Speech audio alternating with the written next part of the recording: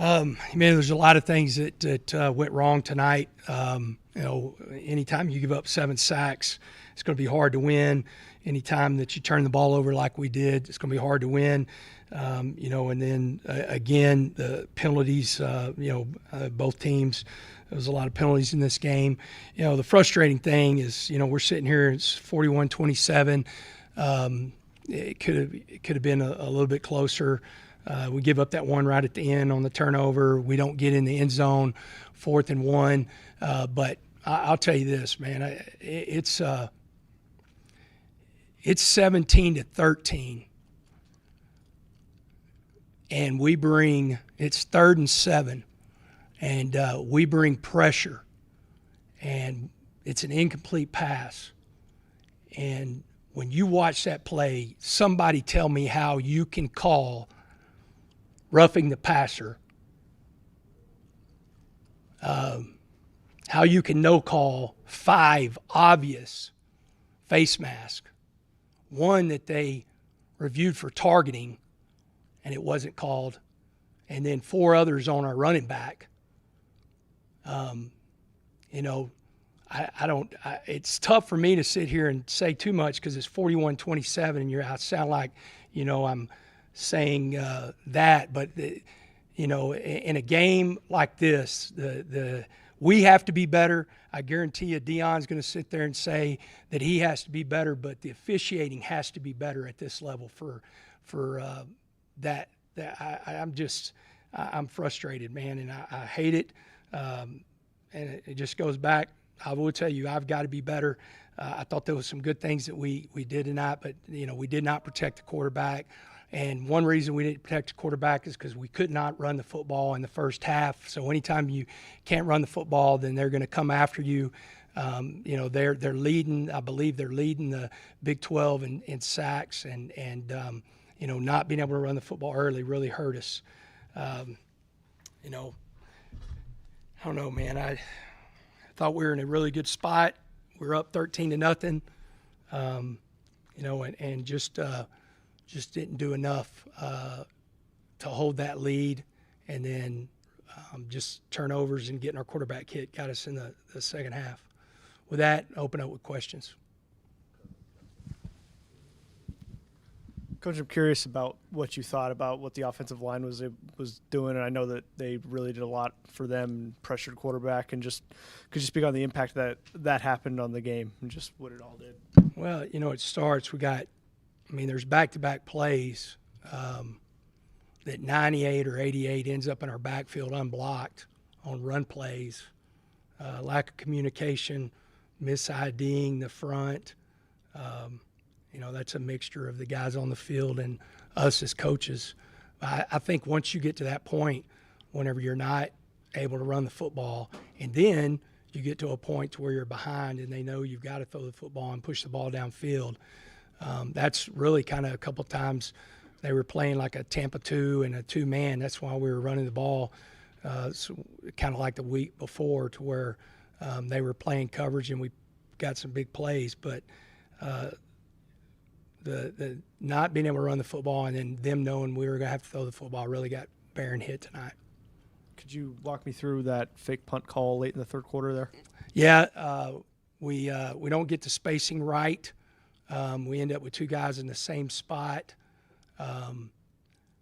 And so we had one guy that would have been uncovered. That's who we were trying to go to, but we don't get the spacing right. We're trying to go to the inside guy. They both lined up too close. And then, I thought that they called pass interference and they picked the flag up. So we were, at that point, we were sitting there. I think it might have been 31-20 with 1:18 left in the third. We hadn't done a whole lot on offense, so we were trying to get some momentum right there. Did you get any feedback from the refs on that roughing the passer call when you talked to them? I saw that he hit him below the knee, and I don't know who saw that. He hit him in the hip. It was a great, clean hit that would have forced them to punt the football. And instead, I think they get a field goal out of it. The defense played well enough to get the field goal out of it after the first down, I believe. make it 20-13. But yeah, they same way with the targeting. They don't call it the targeting, but it's a blatant face mask before that happens with the targeting, and that gets no called. Colorado's defensive front, do they do anything different to confuse the offensive line that you saw?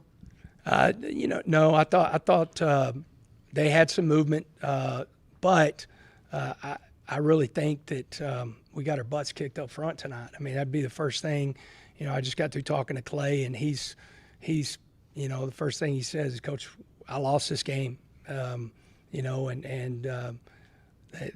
they won up front. That's where you win games, and that's what was really frustrating, because we felt like we had boxes to run in, and from the standpoint, there was times that we had they would play a 4 down, 1 linebacker in the box, and we don't get it ID'd right and don't get any yards. I don't know what Tajh had in the first half, but I don't think it was a lot. Coach, the fake field goal in the third quarter when you're down just 24-20, you have it at your own 31. Could you explain maybe why you went for it at that point in time? Which one was it? Tell me again. You're on your own 31. It's 4th and 5. You're down 20. You're only down 24-20. Was it the fake punt? It was a fake pass. Josh Llewellyn. Or was it 21-20 or was it 31-20? 24-20 at that point. I think it's 31-20. No, they scored a touchdown after that. Okay, to make it 31-20. To make it 31-20. Yeah, I got you. Just again, I think we were talking about that just to try to get some moment, because we hadn't done anything in the quarter. Because I think there was probably, if they scored, I think they scored maybe 31-20 with 1:18 left, and we hadn't moved the ball at all. And so trying to just create some momentum.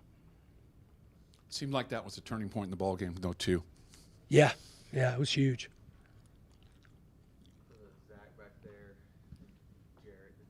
Hey, Coach, for a couple of weeks now, especially dating back to even to last week, it's a strong start, and then it's about the second and third quarter. What's happening right there in those second and third quarters that's allowing this offense to kind of get into a lull a little bit? A lot of it, again, I think last week in the second quarter and this week in the second quarter, we could not run the football, that was a big part. And then in the second quarter, they took advantage of some screen games. They outnumbered us on the screen. There was two huge screen games where it was 2nd and 19 and 2nd and 16, and they converted on both. One of them, I think, was a touchdown. But going back, I think in both instances, us not being able to run the football effectively is really slowing this offense down. Coach, you made a clear comment to the fans to stop throwing stuff on the field, and you were met with a lot of boos. Do you feel like you've lost the fans, or was that just the bipolar aspect of college football? No, they were awesome. I just didn't want to get a penalty. It's one thing about, here's the whole deal. I got a vape brought over to me. I've got a water bottle brought over to me. I got a beer bottle brought over to me. Now, it's great with tortillas and everything like that, but we got really lucky that we didn't get a 15-yard penalty. And so I appreciate the passion of our fans and our students, and man, I love them to death. And man, I think they're absolutely incredible. But when you get to that point, that's taking it too far. Now you're going to affect the game. We really did. I'm surprised that we didn't get penalized because of what was being thrown on the field. That's what, whenever Dion was coming after the officials, that's what he was talking about. He wasn't talking about any calls. He was talking about what they were getting hit with, and it wasn't tortillas. Was that a distraction throughout the game? Do you feel like your team was kind of taking on this load, having you have to reach out to the fans and tell them to stop acting this way? No, we were already in a bad position before I ever had to say that. I don't know what the score was at that point, but I think we were already in a bad position.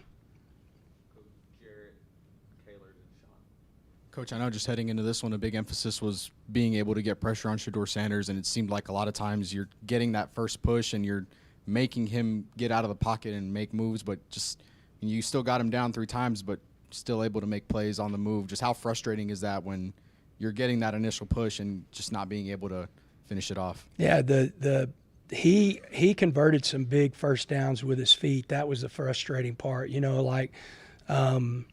I think there were a couple of times where we've got pressure and we don't have good pocket integrity from the standpoint of there's an escape that's straight ahead. And I think there was multiple times that he converted first downs with his feet. Those are the things that are really frustrating because, he wants to stand back there and throw the ball. And whenever he's doing that, man, it's just free yardage that we shouldn't be giving up. And a lot of it, once we watch film, but a lot of it's just rush lane integrity that we end up getting one guy on the side of, you get one guy on one side of the center and the other three on the other side of the center, so that pocket just opens up. Our linebackers were dropping in coverage, so there was just so many yards getting there. And, again, we had 3 sacks, but there was also a lot of times that we have our hands on him and we can't get him down, and he escaped. So it was frustrating from that point. Defensively, I thought that, especially in the first half, that we played really well. I thought we had a good game plan. The things that we didn't do was like in the first half, their screen game in the second quarter, it was to their sideline. They made a big play. We've got field pressure coming. So they've got 2-on-2. Our corner's got to set the edge. When I say set the edge, it's you got to be the guy that's outside the football that's pushing it back into the rest of the defense. We run right down the middle of a guy. We take a bad angle, and they get the corner. And, that happens twice, 2 really huge plays. Hey, Coach, right before the halftime, final drive of the half, you open it up with a run play with time on the clock to score again. Would you have liked to see more aggressive play calling there before the half to maybe take a more sizable lead and more momentum into the half? The things that whenever that happens, like any time that we're running the ball, whenever you're talking about time running down, it's what they're playing from the standpoint they're giving us. You saw late in the game they're running like a Tampa 2 or they'd be in 2-man. So that's a really good box to run in. So we had big chunk plays.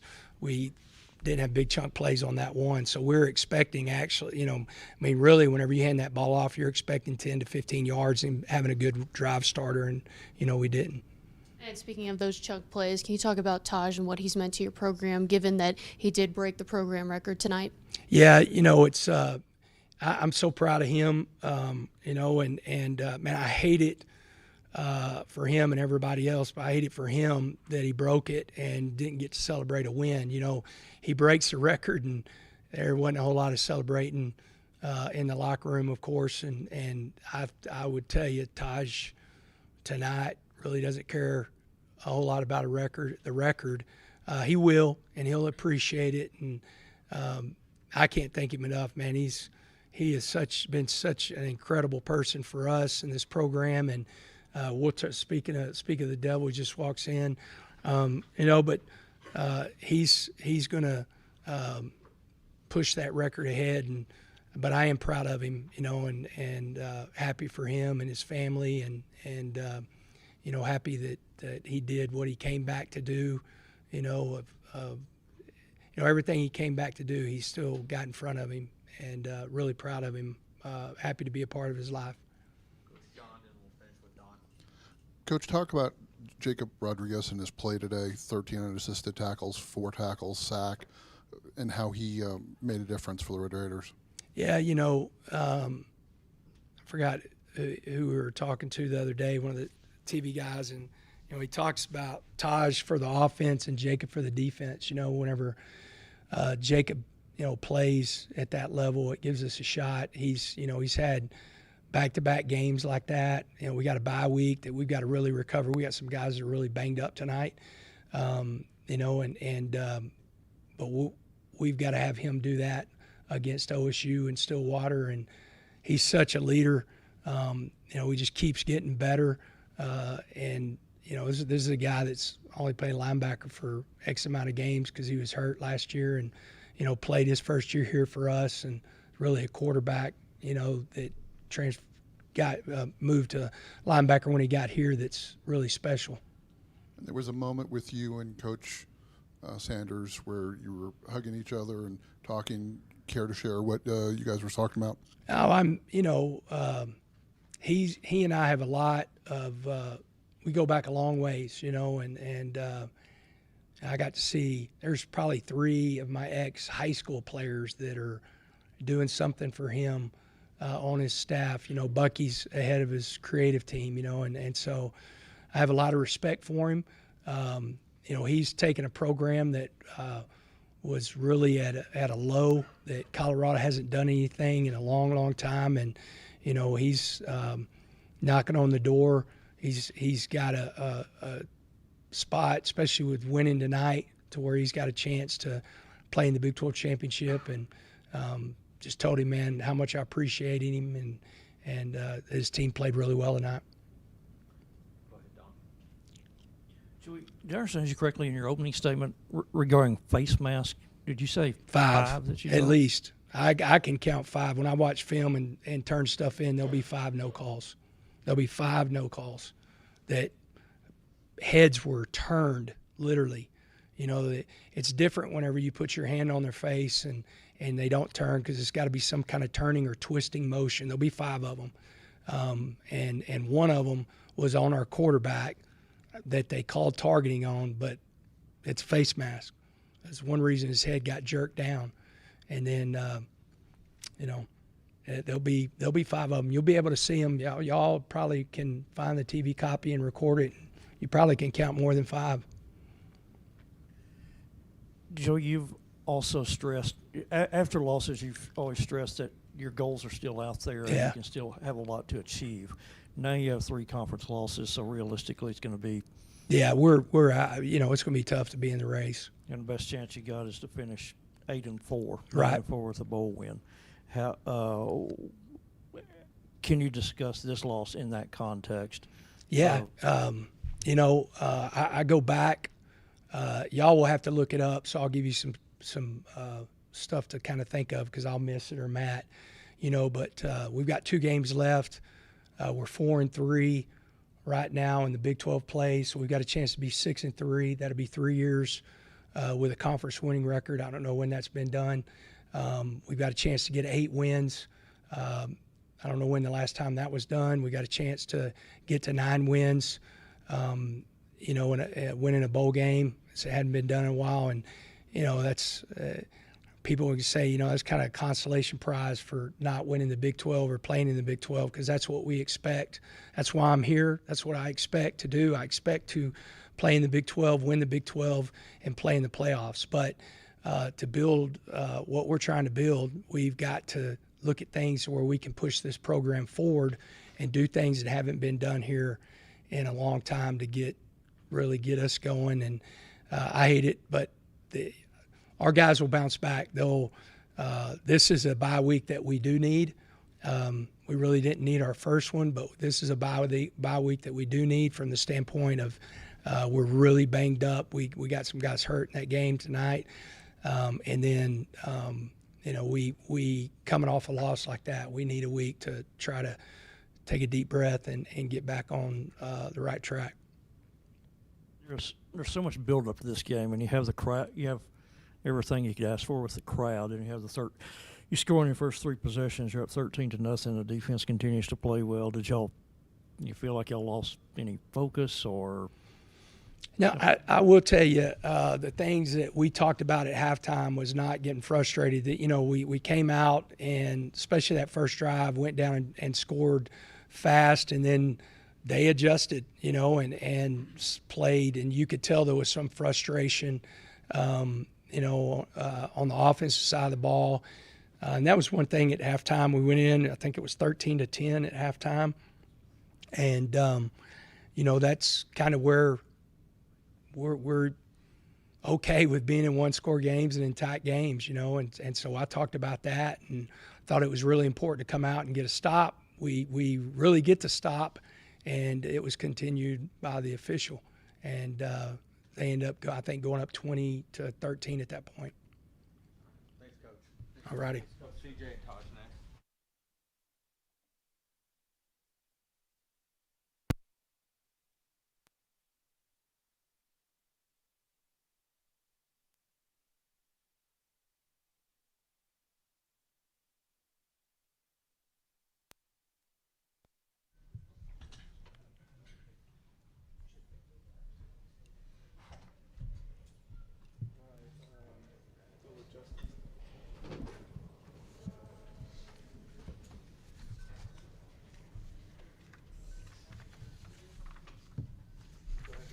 Taj, obviously it's not the results you guys wanted, but could you speak on just the impact that you made on this program and what you hope your legacy is now that you've officially broken the record that you've been chasing all year?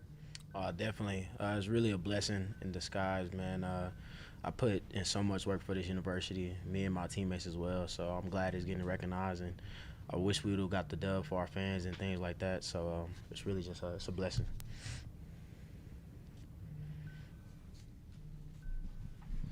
Taj, it really seemed like that y'all were struggling to run the ball in the first half. What changed in the second? It seemed like in the last two quarters, your lanes were there. You were able to build up a little bit of head of steam so you could start breaking tackles and whatnot, and you looked effective. Like, what do you think that the difference was? I feel like our guys calmed down. We made adjustments in halftime, which running more outside zone, running more little one-gap plug things that we haven't done in previous games and things like that. So I feel like just calming the offensive line down and getting to what we can get at to be effective.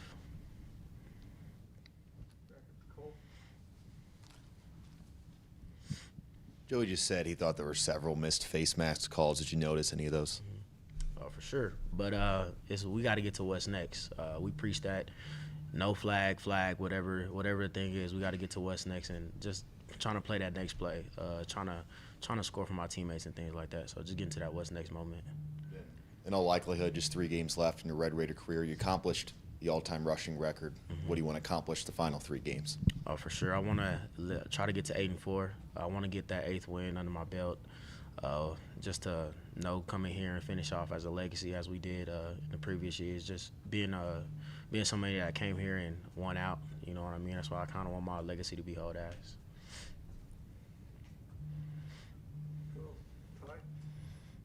Do either of y'all have a message to the fans after everything that was thrown on the field and the statement that McGuire had to make? Oh, definitely. I'm sorry, man. We're sorry. We wanted to win for y'all. We were fighting our tails off, but keep coming to our home. Come to our last home game. Make it the best home game that we're ever going to see, especially from me and my teammates, man. We really need that. Really need that support from y'all because y'all brought it today. Within the big noon kickoff and things, y'all brought it today, and we felt off that energy. Yeah, I mean, the fans were amazing, but when it comes to like throwing trash and stuff like that, it can kind of affect us during the game. We can, receive, penalties and stuff like that, and you don't want to hurt your team even more, even at that stage. So, I mean, we get that they're upset and they're into it as the same as we are, and we greatly appreciate that. But there's just certain things that you should do and you shouldn't do during the game, and that's one you should not do.